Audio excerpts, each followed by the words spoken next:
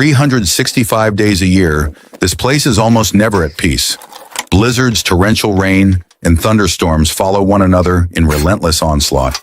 And amidst these harsh conditions, this young man chooses to stay, alone, in an abandoned log cabin deep in the forest. The cabin isn't ideal, but it's the only thing that offers him shelter from the outside weather. Inside is prolonged isolation, outside are relentless storms. With no one to support him and nowhere to retreat, he is forced to adapt to everything, from the cold and heavy rain to the continuous storms. There, each day is no longer a normal routine, but a means of survival in a place almost completely isolated from the outside world.